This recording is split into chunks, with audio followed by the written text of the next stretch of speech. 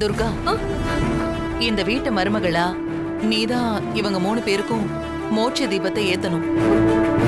இவங்க ஆத்மா சாந்தியாக குலதெய்வத்தை வேண்டிக்கிட்டு சாமியார் சொன்ன மாதிரி எலுமிச்சம்பழத்தை நறுக்கி அதுல மோட்ச தீபம் போடு.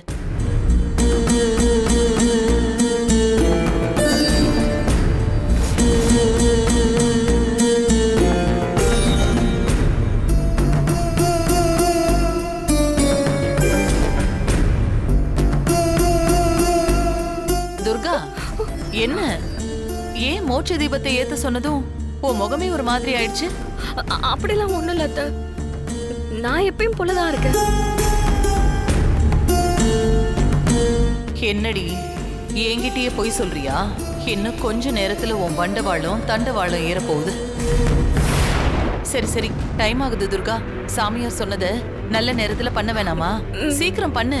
எலுமிச்சம் பழத்தை நறுக்கி மோட்ச தீபம் போடு.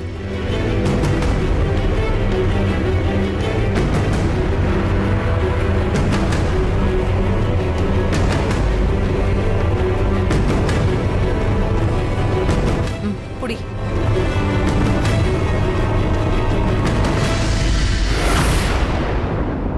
இந்தா நறுக்கு.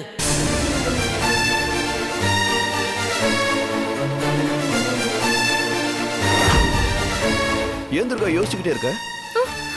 நம்ம குடும்பத்தோட நல்லதுக்கு தானே சாமியார் சொன்னாரு. ஆமா. அப்புறம் ஏன் தீபம் ஏத்த தயங்குற?